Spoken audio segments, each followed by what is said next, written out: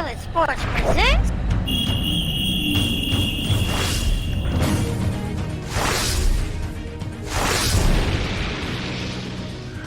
G-Sizzle, G-Sizzle, G-Sizzle. It is Christmas.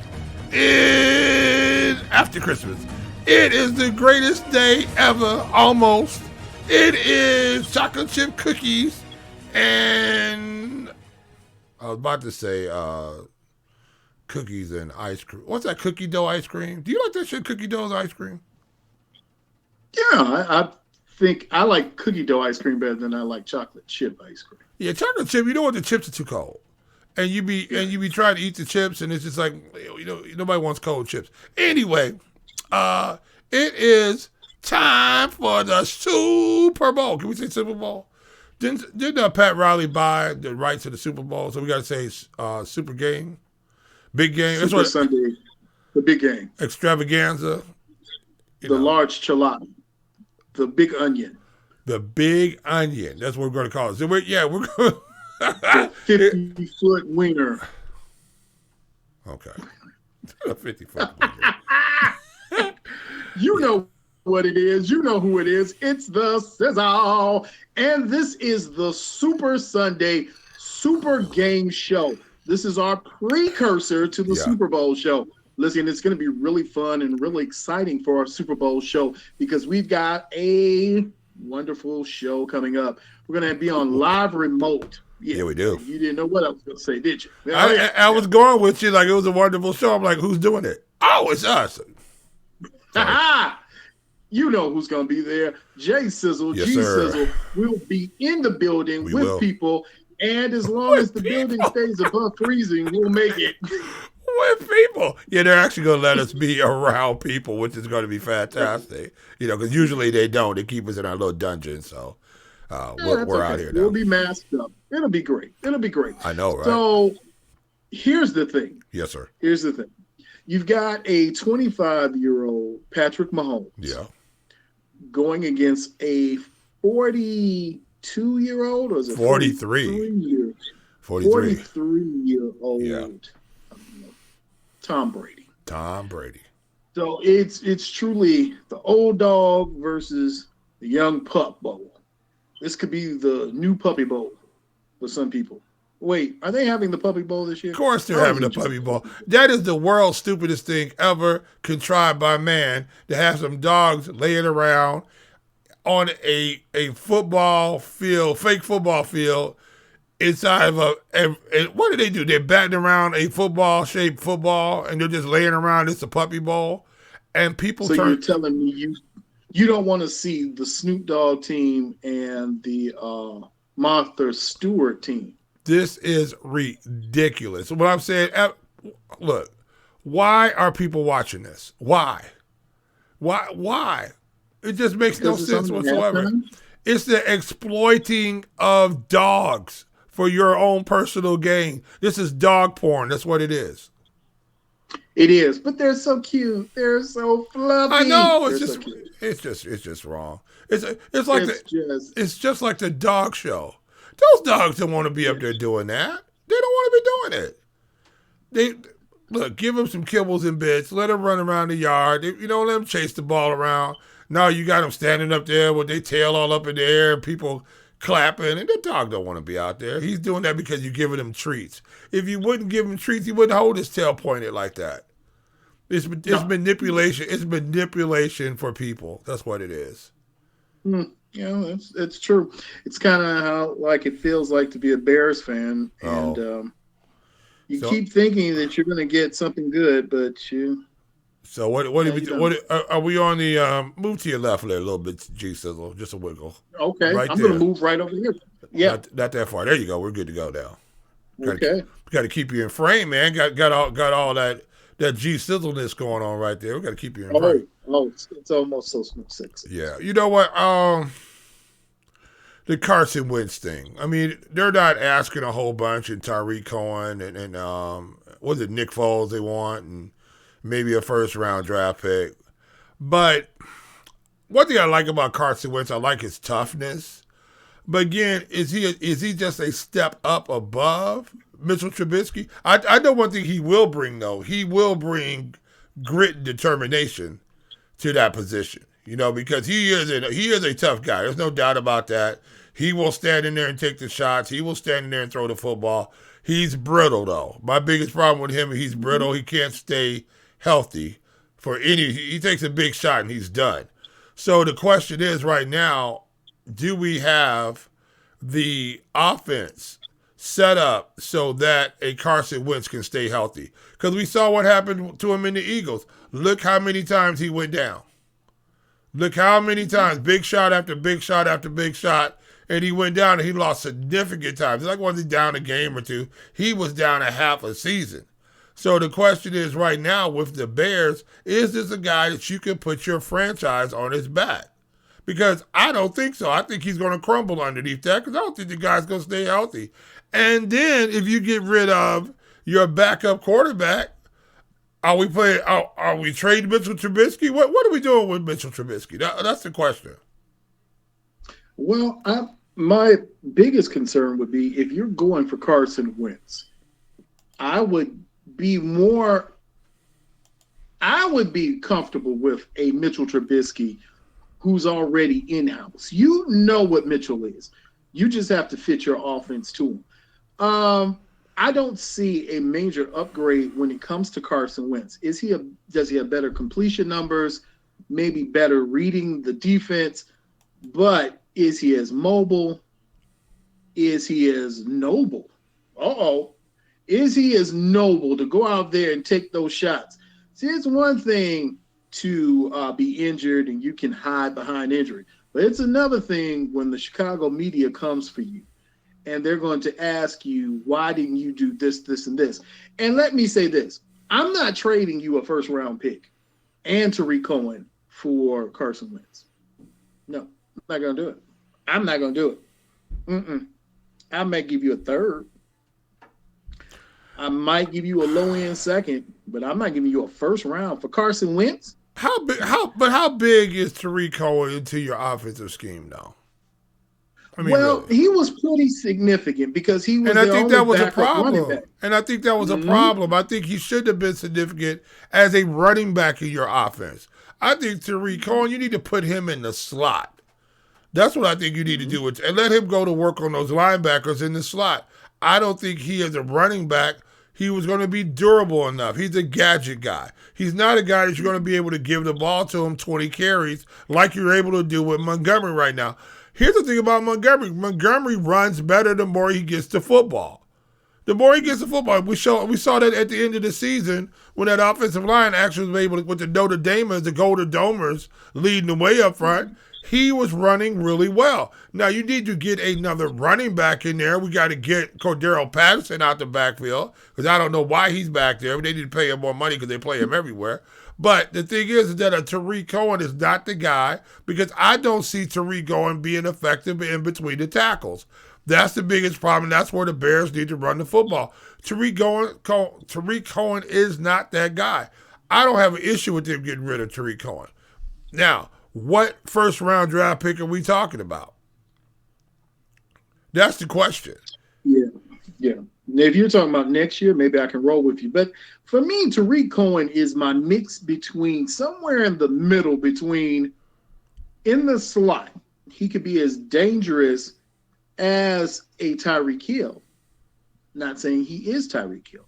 He can be as dangerous and as fast, but a better version of Devin Hester. So somewhere in the mix, you make him a speed person that you can put in the slot. You can drag him across the middle. You can do some little gadget things with him. And as you said, Jay, pull him out of that backfield. But we saw the Bears have a problem. And it's not just with David Montgomery. It was with Jordan Howard, too.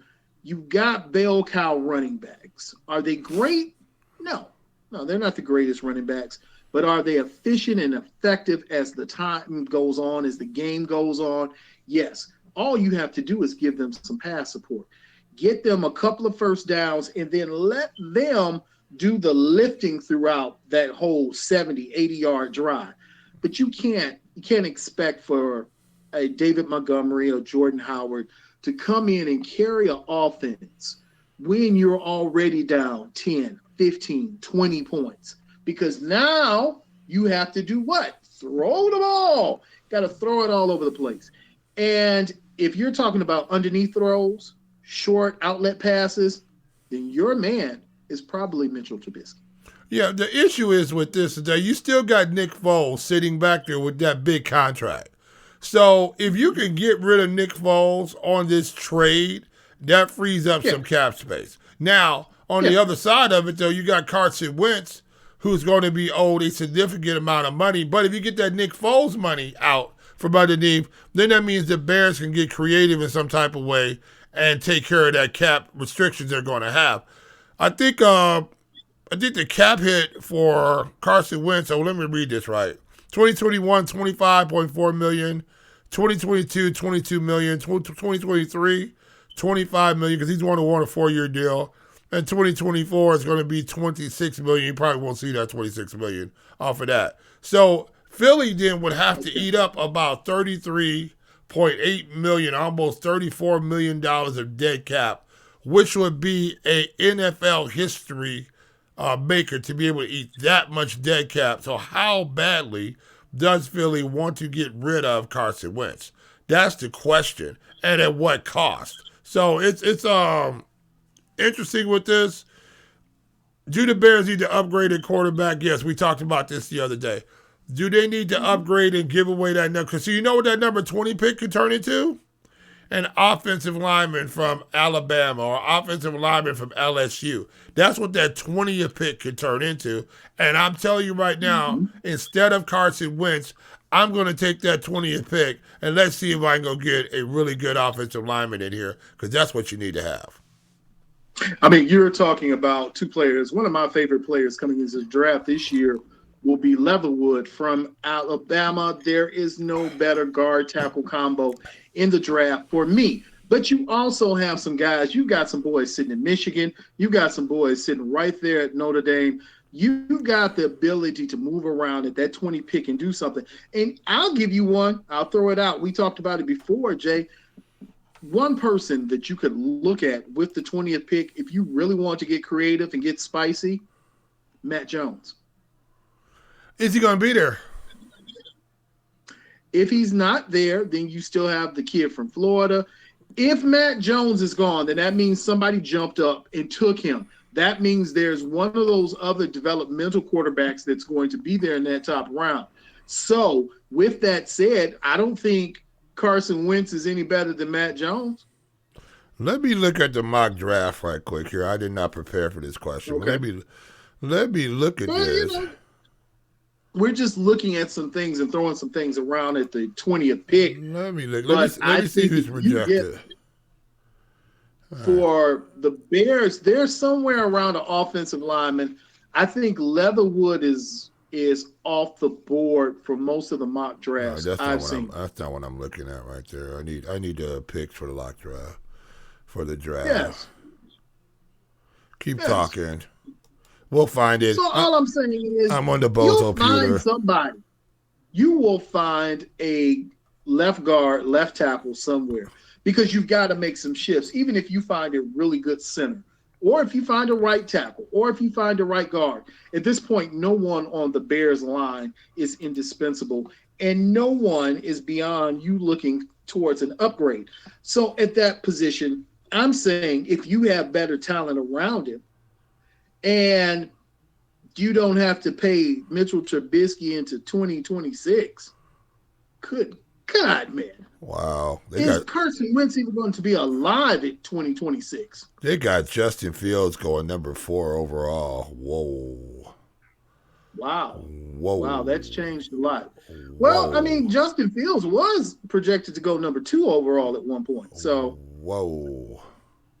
That's like, wow. That's amazing right there. He's going that high. Let me see the number 4 pick?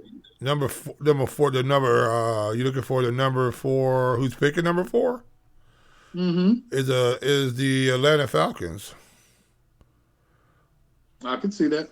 Is the Atlanta Falcons going number 4. I'm trying to tool on down here. And let me ask you real quick. Yeah. Would you take Matty Ice if the opportunity came I don't up? know. You're getting old Matty Ice now. You know what I'm saying? You're getting old Matty Ice. That's a problem. I mean, Matty Ice from back in the day, but you get, if the Bears aren't ready to turn around, let's see who this guy is. Now, the Bears are projected to take Jalen Mayfield, an offensive lineman from Michigan, but I am not seeing. I'm trying to see where Mr. Leatherwood is at, and I don't see him right now. Let me see, where is he at? Leatherwood should be up somewhere about 13, between 10 and 15, somewhere, shouldn't I'm looking right now. Trey Lance's age. I don't see him. Am I on the right year? I need to be, well, Trevor Lawrence is coming out number one. I'm on the right year. Where is Leatherwood? Is he in the first round? Holy smoke. Let's look in here, dear G Sizzle. We might have to, let's see. They got Levi Onwuzki going number 16, offensive lineman. Out of, what school is he out of? Out of Washington. Okay. Let me look down here. You got Christian Darrisaw, offensive lineman out of Virginia Tech, going number 19. Yeah. And I can't believe he's going all the way in 19. And let's take a look and see here. Whoa. Is he in the Christian Belmore? Let me see. They got, all right, look, they got Mac Jones going overall number 28 to the Saints. So my real question now is, I don't see Leatherwood in the first round, bro. Okay. So even if you don't see Leatherwood in the first round, he's not going to make it to the 20th pick of the second round. No, but the Bears have the 20th pick in the first round.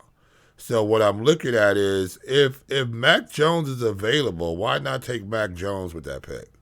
I mean, I know I just said talk backwards because I've been screaming about this offensive line for such a long time. But if you get a guy like Mac Jones, Alabama bred, ready to go, I mean, this is a guy who looked great playing in that offense for the Crimson Tide. That'd be the type of guy that you would want leading your football team. He's not a big arm guy, Jay. He doesn't throw the heater, but he throws a Ginsu Exacto knife ball. Yeah, this is what I'm saying. And he's used to hitting fast receivers. You know what I'm saying? And so he's used to that. NFL speed's not going to make a difference to him because most of his wide receivers that he's been throwing through the last couple of years have been NFL speed. I think that's what happens to a lot of these quarterbacks. They come in and all these guys are 4.3. They're not used to one guy being 4.3. Oh, Leon Spinks died after a lengthy battle of cancer. That's sad. Oh, good grief. Yeah, that's sad. I didn't know that. Well, condolences from the SIZZLE to the Spinks family. That's sad. That's really sad. Yeah, at 67. Can't believe he's 67. But this Mac Jones thing, let's solve a problem then. We might be able to pick a franchise quarterback. We might be able to pick one instead of paying for one. You know what I'm saying? Bingo. That's all I'm saying at this point. I don't see a reason to go out just to name chase. If you're not going to do Matt, if you're not going to do Ryan, if you're not going to get the young man from Texas, which I will refuse to say Deshaun Watson's name until the season starts. So if you're not going to get one of those players, you have your opportunity. You can sign Jimmy Garoppolo. Yeah, you could. He'll be a free agent. You can sign back Mitchell Trubisky. There'll be some options out there. So why not just go ahead and roll the dice with someone who just won? And the Bears are clout chasers. So they're like the Bulls. They love the blue blood pedigree where, hey, I played at Duke, even though I was on the bench. Why don't you come and get me? Why not go after Mac Jones? Why not? Yeah, I'm thinking, if Mac Jones is there, I mean, I like that kid. I really like him. And we have a quarterback problem here, a guy who can't read defenses. And then you have guys who are going to be stationary in the pocket. Now, Carson Wentz is mobile, but he's fragile mobile. You know what I'm saying? If he gets outside and gets hit, that could be the end of your season. Mac Jones looks like a guy who's going to be able to read NFL defenses because he's played at the highest echelon of college football and has thrived for all his time that he's been there at Alabama. Now, we know he had to wait behind players there, but that's the thing that developed him. So I'm really looking at this is a time probably when the Bears could pull the trigger on like a Mac Jones if he's still sitting there. I wouldn't cry about that. Now, do they need an offensive lineman? Yes, they need an offensive lineman. Without a doubt, they need one. Do they need to make something happen there? Yes, they do. But if there is a franchise quarterback, and I like Mac Jones, I really do. I think he's a guy that could lead you because I like taking quarterbacks from big programs who played in big games and are not afraid of a full stadium, a la a certain quarterback who played for a certain team that only had 14 starts in the NCAA. See, you can't even say it because of all your foolishness that you said, and he's making you eat your words with back-to-back 20-point games. I'm not talking like about literally him. back to back. I'm not talking about Patrick Williams. He played good. No, he played good today. Okay. No, look. All I've been asking for him is to do this. Where was this? Where was this earlier? This was probably trying to defer to Zach Levine and trying to be a nice little rookie coming in, bringing water. And let me tell you something, though. And let me tell you something. We still haven't seen a big explosion out of him. We saw 20 points, but we have not seen we have not seen that yet. He's a slick little ball handler, can move the ball around, but we don't want slick ball handling at the 4th pick. We want you to just fill up the bucket now. Let's give me another 20-pointer. Come on now. I see you got a little game. I saw you got a little feisty earlier today. They were balling out. Was it Orlando? They had them by 30. They had them by 30. They were balling them out. It was just ugly there for a little while. Then Orlando closed it back down a little bit, but they look pretty good right there. They need to get Kobe White out of the point, but they look pretty good right there. He had a good day, but everybody had a good shooting day on the Bulls. So let's see if we can come back next week and do something different. I know we're talking about the Bears, but let me ask you this. Yeah. If I'm going to get Lonzo Ball, yeah, and they tell me I need to throw in Wendell Carter and Kobe White and maybe a future first-round pick. You're not going to ask for that much. Is that too much? Okay, because I'm just asking. It's too much. For a future first round is too much. Not for Lonzo Ball. Right now, plus Lonzo Ball, he's in disfavor over there for whatever reason. But Lonzo Ball with the Bulls will open the Bulls up. Now the Bulls can take off and go. Now, what you are going to miss a little bit, which Kobe White has showed, that he will fire it from the three-point range. We know Lonzo Ball is not that guy yet. He hasn't fixed that jumper, unlike his brother, who has got that jumper fixed. Oh, did you see what Charlotte was doing the other night? Ooh. Oh, baby. LaMelo's sick sorry, with it. Sir. I didn't know that boy could shoot like that. Yeah. LaMelo's sick with it, and he's got that jumper fixed. It ain't perfect yet, but it's fixed. It ain't broke. And that guy there, and look, let me tell you something. Talk what you want to talk. He takes it to the rack on a regular basis, and he's got one of the best layup packages in the NBA.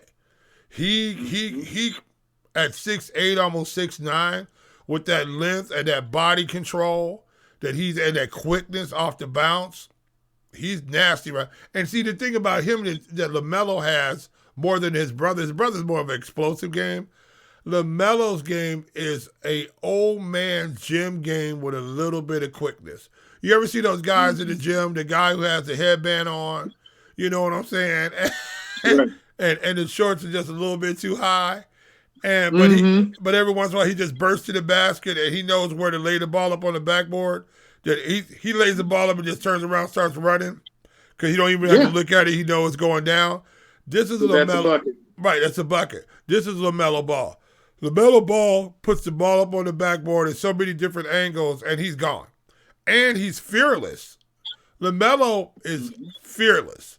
So the thing about that is that now you got a guy who hopefully that ball club can build around. I don't know why they're not starting him yet. I don't know what they're trying to prove.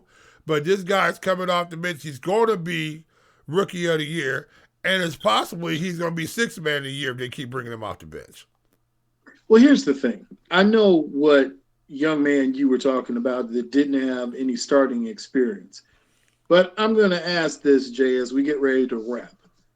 Out of all the names you've heard so far for QB for the Chicago Bears, at this point, outside of Deshaun Watson, is there a better name than Mitchell Trubisky?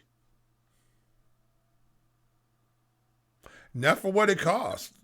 I mean, is Carson Wentz a better quarterback than Mitchell Trubisky? I would say yes, that he is. Is he leaps and bounds better? I would say no. And he's definitely not leaps and bounds better if you got to give up a good amount of draft capital that could possibly produce another offensive lineman for you or a Mac Jones somewhere down the line. You know, this is the whole issue. I mean, I think Philadelphia has the fourth pick. I think they do. I think they have the fourth pick. Let me look at that. They have pick number 6. So let's look at this pick number 6 up here, and let's go, well, okay, let's look. Well, we have pick number 6, and we're going to get an offensive lineman. Well, you want us to take all this contract from Carson Wentz. Well, what can we package something up? Is there something else you need off the Bears, and we can move up, and we could possibly move up into that 6th position? Is there a defensive lineman that you want? Is there a well, not a corner. You can get corners, but is there a linebacker that you would want? I don't think you can trade Roquan at this point. You know you can't trade Khalil Mack because of his kicker. No, can't do that. So what I'm saying is you're kind of stuck. Well, I'm just saying, is there something that I haven't looked at? It just popped in my head. But if you're looking at an NFL quality linebacker or NFL quality defensive player, would you take that guy? Because the 6th pick is not guaranteed. We all know that. There's very few guys that are saying, even Trevor Lawrence, even though I think he's the most can't-miss guy that's come out in the NFL draft in a long time, we know what the NFL can do to you. So the question is, it's like, what can the Bears get creative in some type of way if they get Carson Wentz in here? And the Eagles want to get rid of Carson Wentz, and they've already put it out there. Now you've soiled the water a little bit. You've tainted the water between the Eagles and Carson Wentz, and now you're going to have a disgruntled quarterback if you don't get him moved. Is that worth giving up an offensive lineman? Is that worth that to you? So, I mean, I don't know. I mean, and possibly it's not. But you need to sweeten this deal. I think Carson Wentz, be giving up that 1st round draft pick. I think it's just going to be too much. If we're going to take Carson Wentz, let's take Mac Jones. Let's just take Mac Jones. Now you still got Foles' contract. You got to get him squared away. You know, I don't know what you're going to do with Mitchell Trubisky, but do you trade? Do you pick Mac Jones and then try to figure out to do something with Mitchell Trubisky to get an offensive lineman somewhere? You know, can you move him some kind of way? You're going to say, well, you're not going to keep 3 quarterbacks on the roster, but can you move him some kind of place? You know, so, I mean, let's get creative with this pick, but I like that Mac Jones is sitting there and look like he's going to fall below 20. Out of the quarterbacks that are sitting up there, I like him because he has the most cachet. You know, does he have the biggest arm? No, but you don't have to have the biggest arm to be successful in the NFL. But what you do have to have is big game experience. And these big game quarterbacks, like a Tom Brady, he was picked 199, but in his 5th year, he led that Michigan ball club in one of the biggest games. And I think it was the Sugar Bowl or one of those bowls like that. that he played extremely well and came from behind and won the football game. So he showed that he could play under the stars. Stars weren't too bright. The spotlights weren't too bright for him, even though that he was picked 199. You need a guy like that who's played under huge crowds, under a lot of pressure, and who has produced. Well, let's leave it there, because tomorrow we're going to talk about it. In the next show, we're going to talk a lot about Patrick Mahomes, and we're going to talk about Tom Brady as they are set to start the old age conversation. Can Tom Brady cement his legacy anymore, or does Patrick Mahomes need this to cement his legacy as a great quarterback in the NFL? So I'm not going to ask you that right now. I'm just going to let you ponder that until tomorrow. You see my face. I'm going to be looking like this tomorrow at 4 o'clock waiting for the same question, because I got ideas on this. Okay. All right. So you got ideas on it. So that's where we are. We're going to leave it right there. We're going to say, all right, Mitchell Trubisky probably will be starting for the Bears. Carson Wentz will not be starting for the Bears. Yeah. And predictions? Not until tomorrow. Oh, that's called a teaser in the media world. Got to tune in. Hey, we're live tomorrow at 4 Central Standard Time. I don't know what time that is where you are, but all you guys out there in Arizona, Julius Holt, all those guys, Randy Robbins, all you guys out there, congratulations, Ricky Hundley, getting to that the Arizona Wildcats coaching staff, and also Chuck Cecil. Going back there to teach these. Hey, I don't know how Chuck is going to teach these new kids how to hit people, because Chuck was just a heat-seeking missile that ran through people. And like I said, in this day's NFL, Chuck Cecil would get thrown out in the coin toss. So all I know is that at one point we better get a lot of swag from Arizona. That's I'm saying. We got to get a lot of swag. But I need some caps, some shirts, some stuff. And I need Arizona to get back up into contention in that Pac-12 over there.